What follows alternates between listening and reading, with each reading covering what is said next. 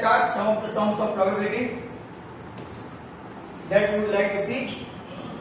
First of all, first question: if P of D equal to 6 upon 70, then find P of D. These are very simple sum. You are knowing the formula P of D plus P of D bar, that is equal to 1. You are given P of D bar. What is that? 6 upon 70. So P of D equal to 1 minus 6 upon 70. If we take LCM is 17. So 17 1 is 17 minus 6. Your answer 11 upon 17. That was your today's first sum. Now the second sum. Second sum is like that. The probability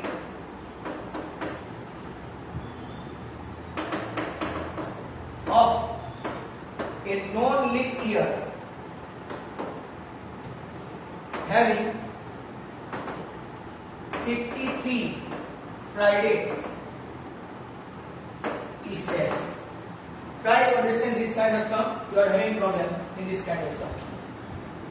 Probability of a non-leap year. Non-leap year मतलब तो leap year नहीं है, और इसमें कितने दिन होते हैं? 365 डेज होते हैं. अगर आप देखो तो 52 कंप्लीट वीक्स, 52 कंप्लीट वीक्स.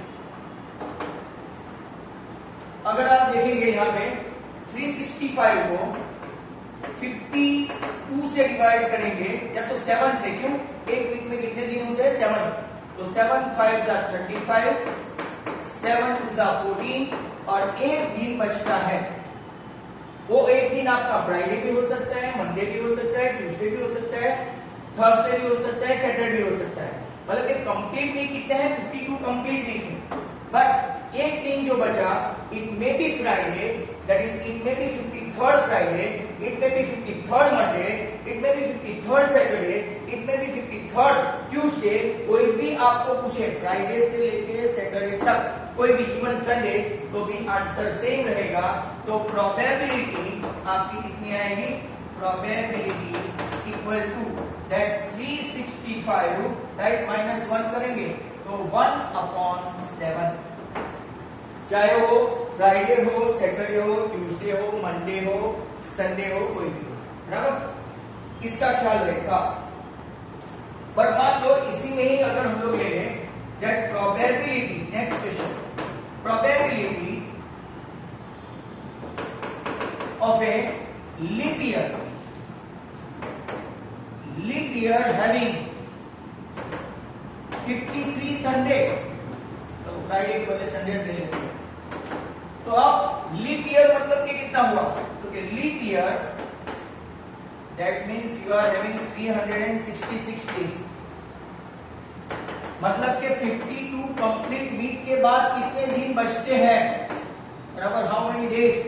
तो अगर आपने यहाँ पे 366 को 7 से डिवाइड किया तो 7 5 35, 7 2 14, रिमाइंडर कितना बचा? 2.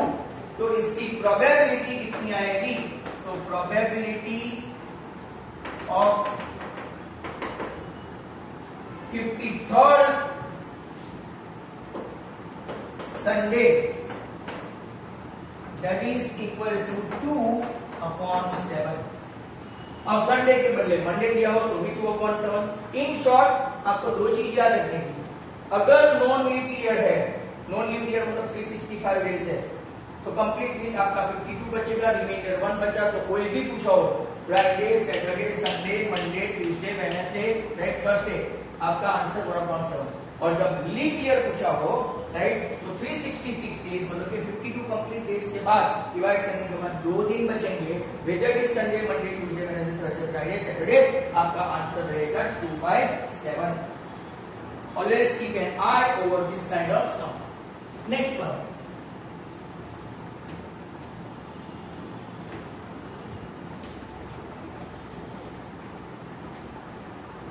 next one is the probability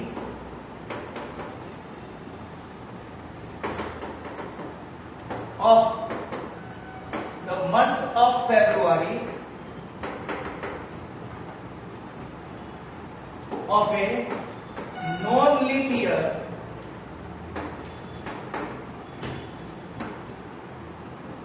having 5 Wednesday is dash February। अब आपको पता है कौन सा ईयर है, non leap year. Non leap year मतलब के how many days, right, 28 days February में इन फैक्ट, मतलब के कंप्लीट 4 वीक्स, 28 7 नो रिमाइंडर, मतलब के 4 वीक ही कंप्लीट होंगे। तो 4 वीक में 4 Sunday, Monday, Tuesday, Wednesday, Thursday, Friday, Saturday जो भी है वो 4 ही आएंगे। 5वां आने का चांसेस कौन सा है, means probability of 5 Wednesday is 0 या तो इम्पॉसिबल इवेंट, बराबर, 0 या तो इम्पॉसिबल इवेंट। बट इसके बदले अगर लीप ईयर दिया हो, अच्छा क्वेश्चन है ये भी, the probability of the month of February, एक खास फेब्रुआरी का ध्यान से देखना, ऑफ ए लीप ईयर, यहां नॉन लीप ईयर था, यहां लीप ईयर, हैविंग 5 संडेज या तो मंडेज या तो ट्यूसडेज जो भी है, इज डैश। लीप ईयर मतलब के फेब्रुआरी में कितने दिन, 29 डेज इन फैक्ट, मतलब के 4 वीक और कोई भी एक दिन, कोई भी एक दिन में 4 7 28 और एक 29वां दिन, वो चाहे तो फ्राइडे हो सकता है, मंडे हो सकता है, संडे हो सकता है, कोई भी हो सकता है। मतलब कि probability of 5 Sunday leap year में 1/7, संडे हो, मंडे हो, ट्यूसडे हो, कुछ भी यहां पे लगा दिया हो, आपका आंसर 1/7। और वहां पे नॉन लीप ईयर हो तो फेब्रुआरी में कोई भी इवेंट आएगा नहीं, 5वां, बराबर। नेक्स्ट क्वेश्चन, अगर आप देखेंगे probability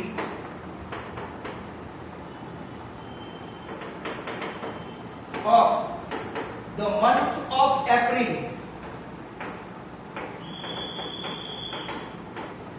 of a leap year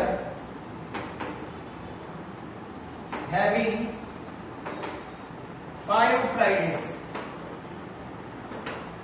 अब आपको एक कॉमन सेंस लगाने की, वेरी सिंपल कॉमन सेंस। वो कॉमन सेंस ये है कि अगर आप देखेंगे तो खाली लीप ईयर लगेगा तो फेब्रुआरी में, क्योंकि 28 और 29 डेज। अगर आपको मंथ पूछा है अप्रैल, मई, जून, जुलाई, अपार्ट फ्रॉम फेब्रुआरी, बाकी सबके अपने अपने दिन होते हैं। जैसे कि अप्रैल के अलावा यहां पे मैं ले लेता हूं, राइट, आपका जून, सितंबर और नवंबर, 3 चांस है, अप्रैल, जून, सितंबर और नवंबर। अगर आपके 5 फ्राइडे चाहिए तो अप्रैल के टोटल दिन कितने होते हैं, अप्रैल हो, जून हो, 30 डेज होते हैं, 30 डेज, जैसे यहां 28 डेज, मतलब कि कितने दिन होगा, 28 + 2, 28 मतलब के 4 वीक्स + 2 डेज, बराबर, 4 वीक्स + 2 डेज। यहां पे 28 डेज, नो सरप्लस डे, यहां पे देखो 28 डेज, 1 सरप्लस डे, क्योंकि 4 वीक तो कंप्लीट हो जाते हैं महीने में, 5वां ही इनकम्प्लीट रहता है, कोई भी मंथ हो, 5 वीक पूरे नहीं होते, क्योंकि 7 5 तो 35 डेज चाहिए, 4 वीक्स + 2 डेज। तो प्रोबेबिलिटी कितनी होगी, probability of 5 Fridays, Sundays days कुछ भी लिखा हो, आंसर क्या आएगा? Surplus days upon number of days in a week, right? Additional day upon number of days in a week, ऐसा याद रखना है, बराबर? ये आपका एक और अच्छा क्वेश्चन हुआ। अब यहां पे देखो, probability of the month of February के बदले यहां पे मैं दिसंबर ले लेता हूं, of a non leap year having 5 Wednesday. चलो क्वेश्चन देखना,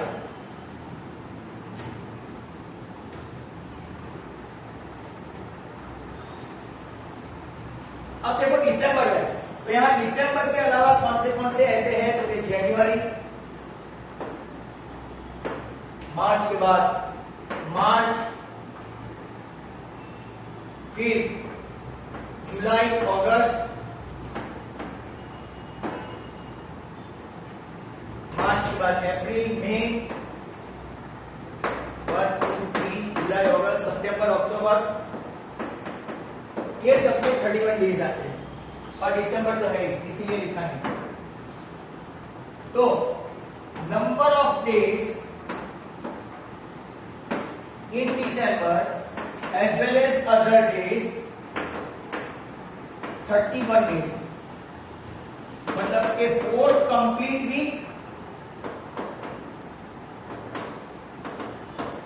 plus how many days? 28 plus 3 days, बराबर? तो प्रोबेबिलिटी, यहां पे लीप ईयर ऐसा कुछ भी काम लगेगा नहीं, लिखो नहीं लिखो कोई फर्क नहीं होता है। प्रोबेबिलिटी ऑफ, क्या लिखेंगे? Additional day upon number of day in which, additional day कितने हैं? एडिशनल तो फिर 3, और total number of days in week 7। तो दिसंबर हो तो भी प्रोबेबिलिटी 3/7, जनवरी होगा तो भी 3/7, मार्च होगा, लीप ईयर हो कि नहीं हो उसको कोई फर्क नहीं पड़ता, उसके डेज रिड्यूस नहीं होंगे, मई हो, जुलाई हो, अगस्त हो, अक्टूबर हो, सभी का आंसर सेम आएगा। नाउ एक और, the probability of scoring marks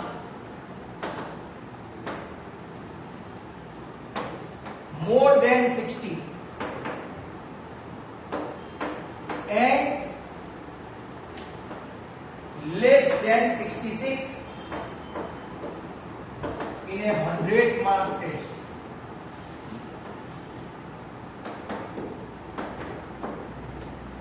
question बराबर ध्यान से समझना। अब देखो 100 मार्क टेस्ट है, तो टोटल इवेंट्स कितना होगा?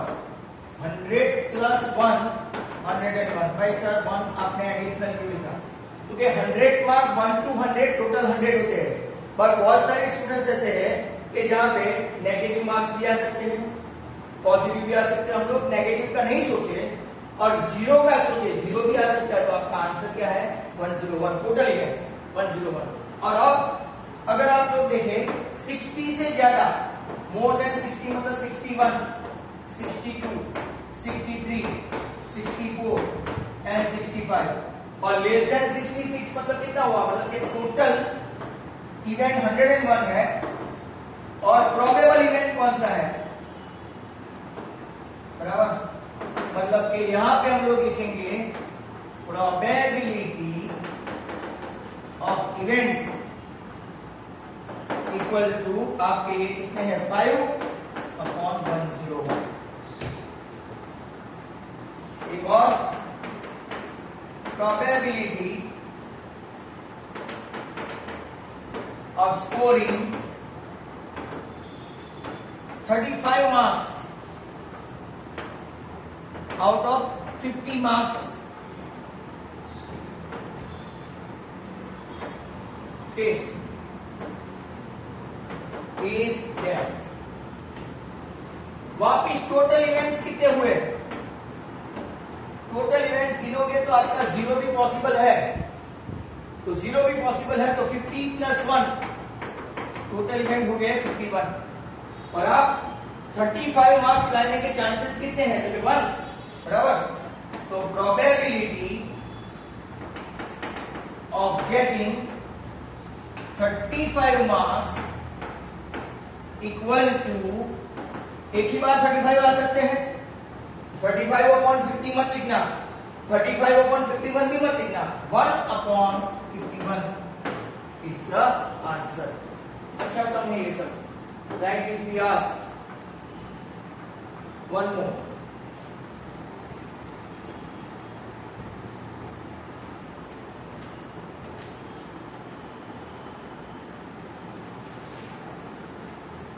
A student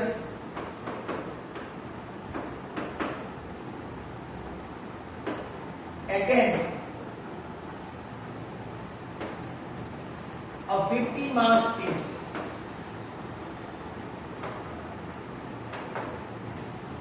No negative marking.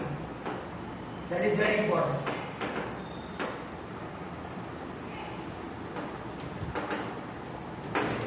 Find the probability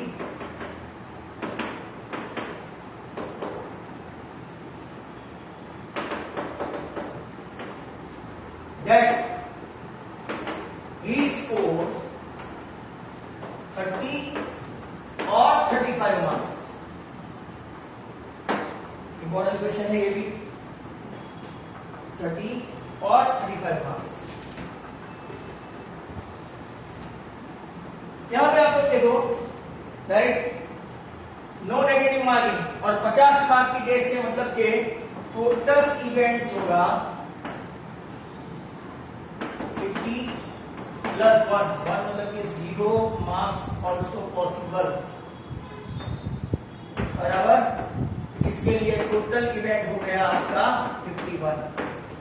अब प्रोबेबिलिटी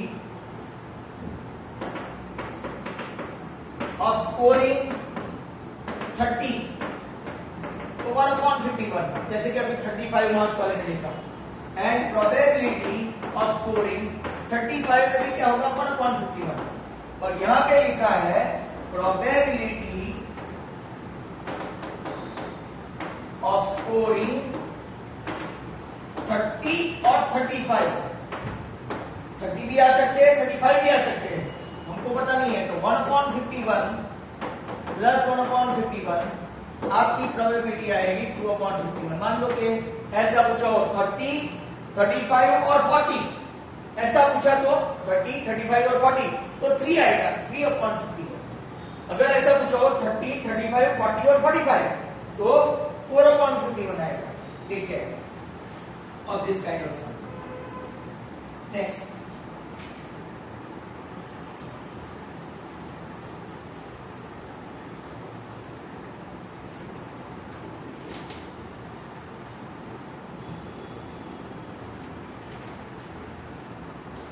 if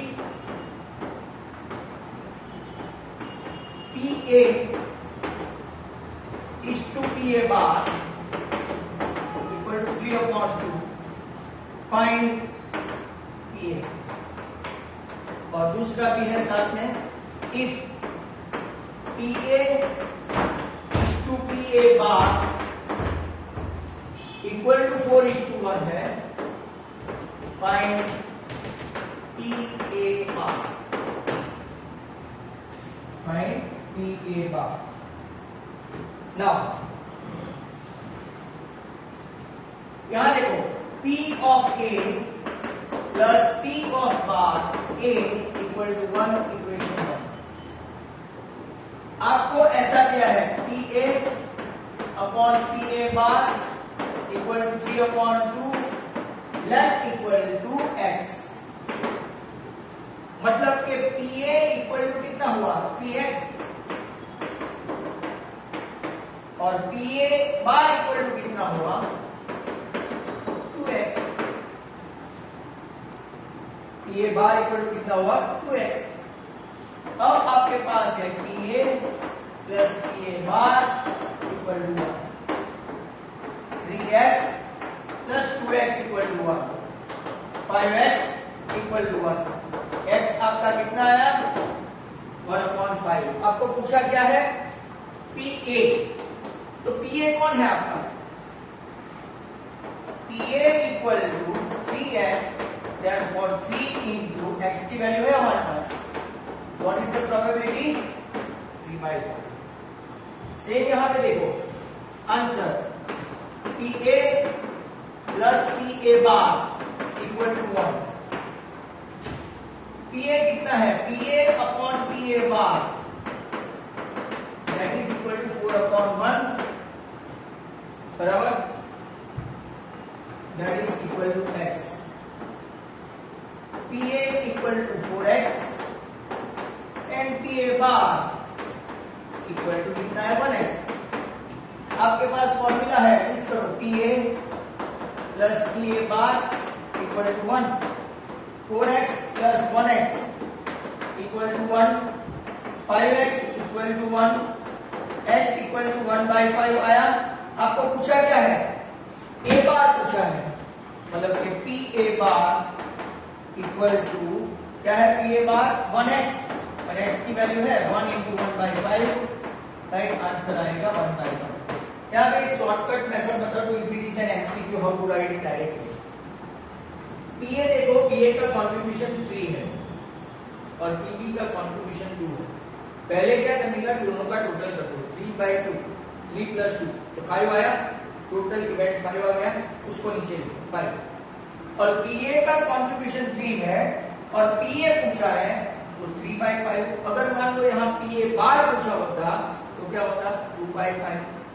सेम है, दोनों का पहले जितना रेशियो दिया हो, जो भी रेशियो दिया है इसको प्लस कर दो, 3 + 2 5 हो, 4 + 1 5, मान लो दूसरा को 3 + 7 दिया हो, 5 + 7 दिया हो, उसका टोटल कर दो, वो जो टोटल है वो नीचे आ जाएगा ऐसे 5। और अब PA का कंट्रीब्यूशन 4 है तो उसका PA पूछा होता तो 4/5, और यहाँ पे हमको क्या पूछा है PA बार, हम क्या लेंगे 1/5। ऐसे सम्स डायरेक्टली आप कर सकते हैं। Is that clear? और एक सम देखें,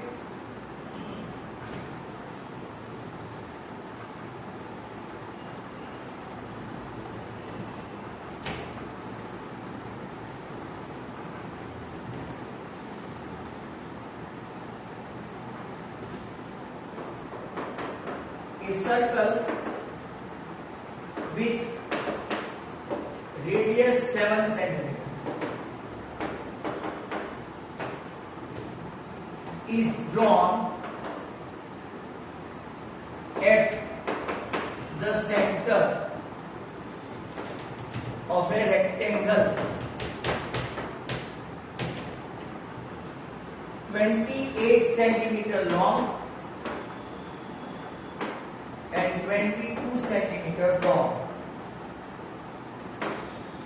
Find the probability that a ball hitting the rectangle hits the circle.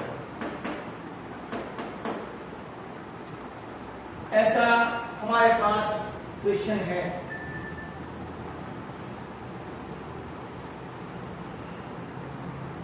ऐसा एक क्वेश्चन है हमारे पास, आपकी लेंथ है 28 सेंटीमीटर और आपकी ब्रेथ है 22 सेंटीमीटर। अंदर एक सर्कल है ऐसा, इसका रेडियस है 7 सेंटीमीटर बराबर। अगर हमको ये प्रोबेबिलिटी फाइंड करनी है तो पहले हम लोग क्या फाइंड करेंगे, एरिया ऑफ रेक्टेंगल। तो एरिया ऑफ रेक्टेंगल फाइंड करें तो L into B। देखो पूरा मल्टीप्लाई मत करना, कर सकते हैं पर करने का नहीं, keep it as such because calculation will be lot simple. Area of circle, area of circle क्या है πr²। रेडियस पाई है आपका 22/7 और रेडियस 7 सेंटीमीटर है, डायमीटर नहीं दिया है टेक्स्ट बुक में, ऐसा समय यहाँ डायमीटर दिया। इसको भी मैं पूरा 154 नहीं लिखूंगा, माइंड है। अब probability of the event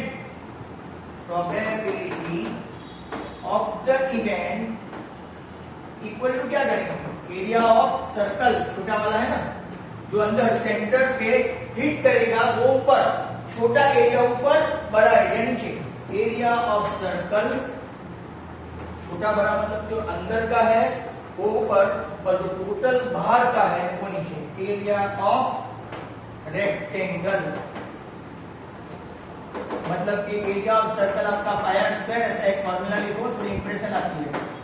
और पाई आर स्क्वायर में 22/7 है और नीचे 22 into 28 है। देखो अगर बड़ा कर दिया होगा मल्टीप्लाई करके, it was quite difficult for you to handle. 7 4 probability कितनी आई, 1/4। That was a good question again. One more and that is last. So let us see last question.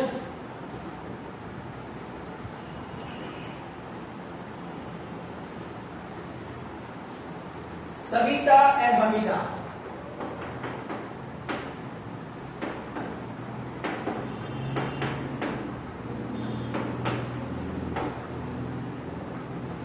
are friends.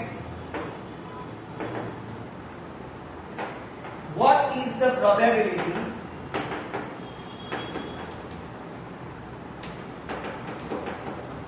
that both will have different birthdays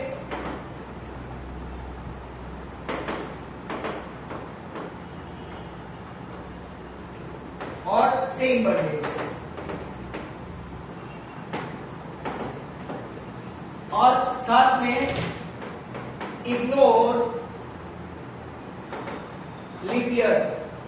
leap year हो तो answer बदल जाता है, बराबर। अब पहला वाला डिफरेंट बर्थडे, बराबर। डिफरेंट बर्थडे के लिए हम लोग लिखेंगे क्या, तो क्या लिखेंगे, बराबर। Hamida's birthday is different from Savita's birthday. Hamida's birthday is different from Savita's birthday। मतलब के टोटल 365 में से दोनों के डिफरेंट डेज हुए 364। अब प्रोबेबिलिटी ऑफ डिफरेंट बर्थडे में क्या आएगा, आएगा डिफरेंट बर्थडे है ना 364 और total days 365 and probability of same birthday, तो एक ही दिन आएगी दोनों की एक ही दिन आएगी, मतलब 1 and total days in year 365। अगर लीप ईयर होता तो यहाँ 365/366 इफ लीप ईयर, तो इसका भी आंसर आपको मिल जाएगा। लीप ईयर तो 365/366 और यहाँ पे लीप ईयर का आंसर आएगा 1/366, राइट। आप पहले सेम बर्थडे फाइंड करके आप ऐसा भी कर सकते हैं, माइंड वेल। आपको पता है ना PA plus PA bar equal to 1। तो अगर आपका ये टोटल कितना दिन है, 1 है, 1 माइनस 1 का 1/365 है, तो डिफरेंट बर्थडे का कितना आएगा, एलसीएम लेके करोगे तो 364/365। That's how in a different fashion you can do that. That's how it's over.